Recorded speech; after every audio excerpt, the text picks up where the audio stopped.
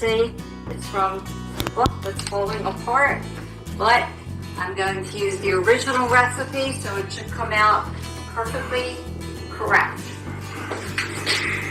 There is a number 1 column and a number 2 column. We're going to do the number 2 column first, which is mixing 3/4 cup of oil, 3 tablespoons of orange juice, and 3 eggs. First, we're going to do the eggs. I like to use a large, clear Pyrex measuring cup. This holds 4 cups of liquid. So, crack 1 egg.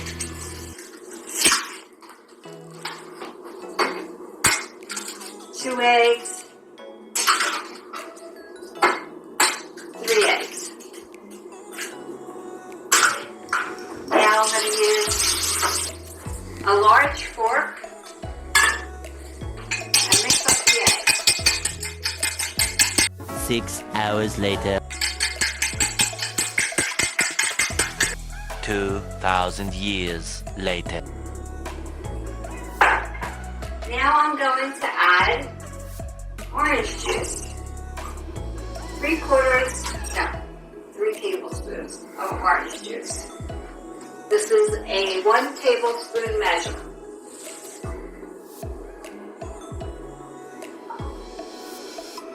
Pulling it totally to the top of the spoon.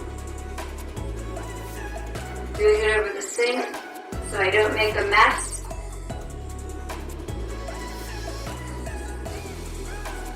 And there we have it. I like to do the orange juice right away so that it can go back in the refrigerator right away and stay cold. Mix that a little bit. Now it's time for the oil. I have another measuring cup here.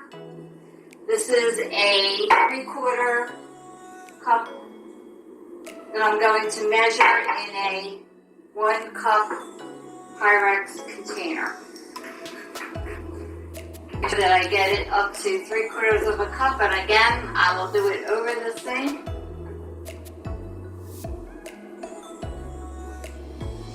Then I'm going to put it down on a flat surface. Make sure it says 3/4 cup. Perfect. Alright, now the oil goes in.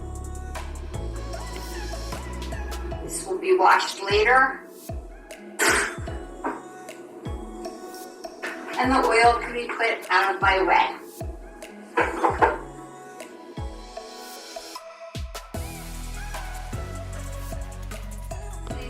The oil, the orange juice, and the eggs.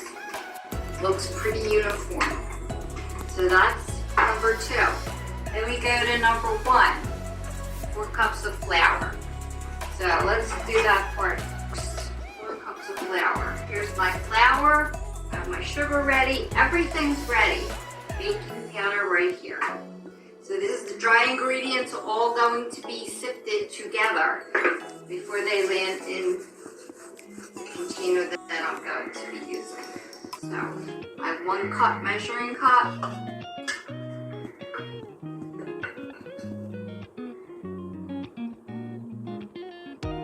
Filling this up.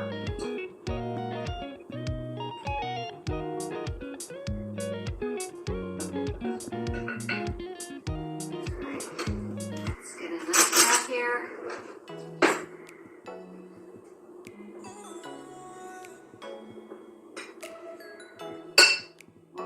Flour.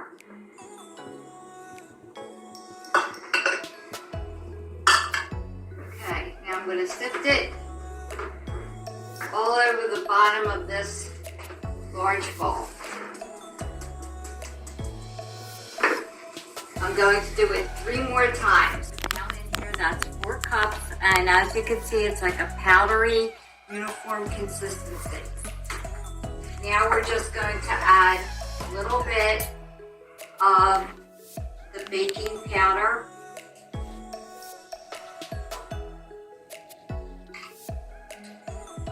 Just have 3 teaspoons of this. So it has a convenient top to it. That also goes right in the sifter.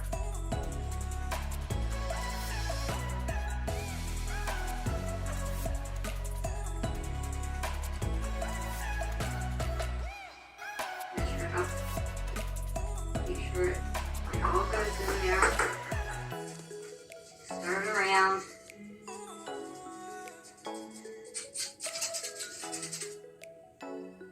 Everything's in there now.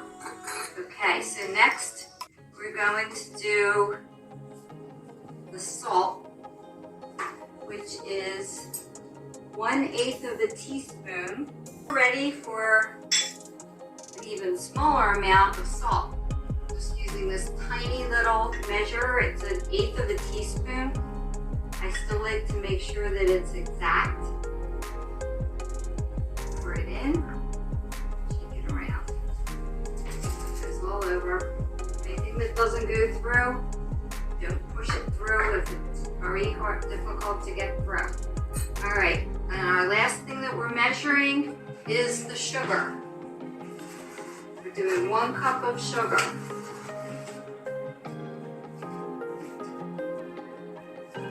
It's okay if your sugar is old and has lumps in it, it's just as good. It's all good.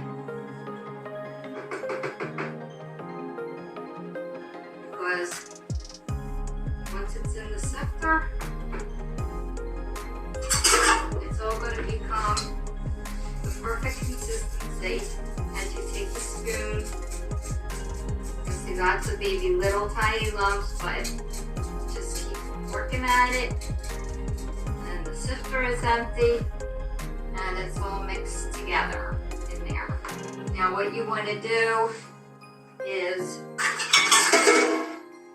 move this around and make sure it's all meshed together.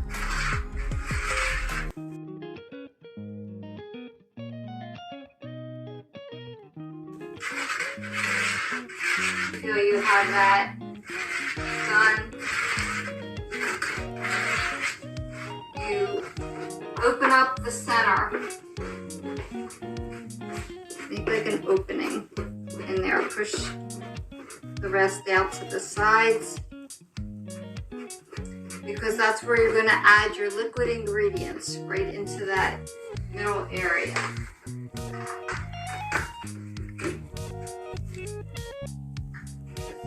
Now to finish, you move this out of the way. We don't need to have anything in our way that we don't need. Okay, I'm going to mix this up a little bit again. And I'm going to take my spoon out now. Don't need that anymore. Pour everything in.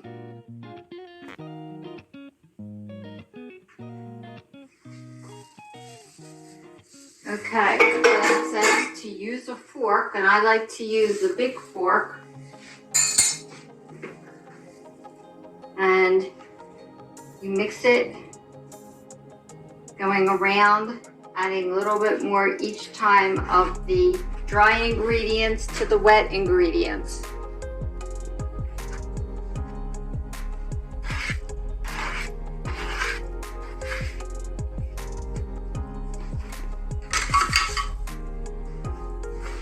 And you continue to do this until everything is mixed.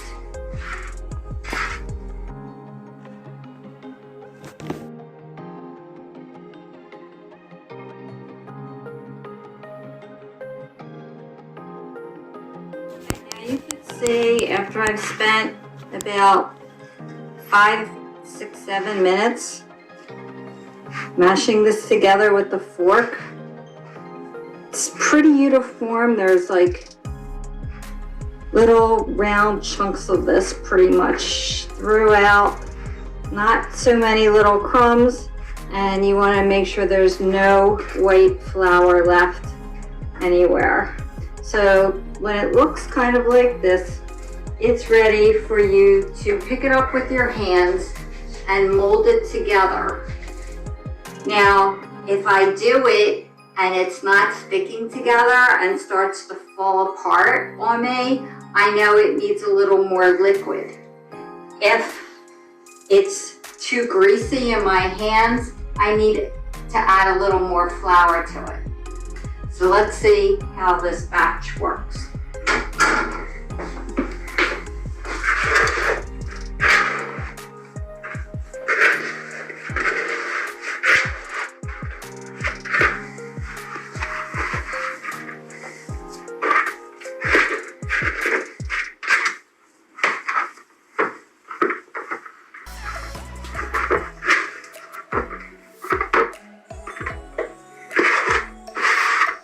I want to make sure I get every bit of this in here.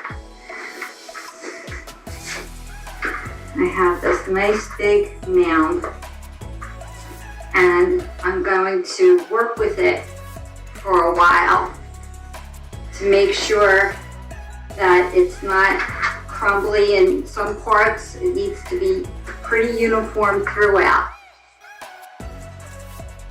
Okay, so it feels pretty good to me.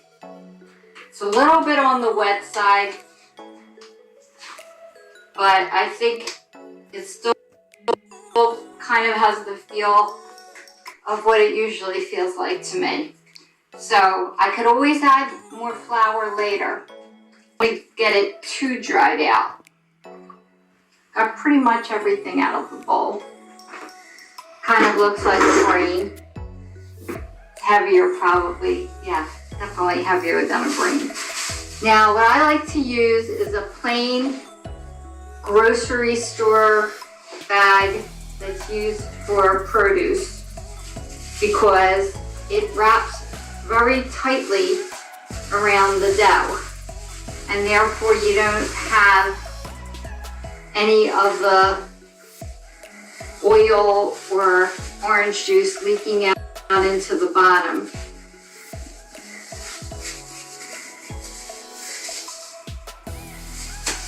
It looks just like that. I'm going to put it in the refrigerator because it says it should be in there for at least 2 hours, but I like to do it overnight. And then I'm going to be taking it to my grandson, granddaughter, and son's house to be making Hamentaschen for this year, which is 2022.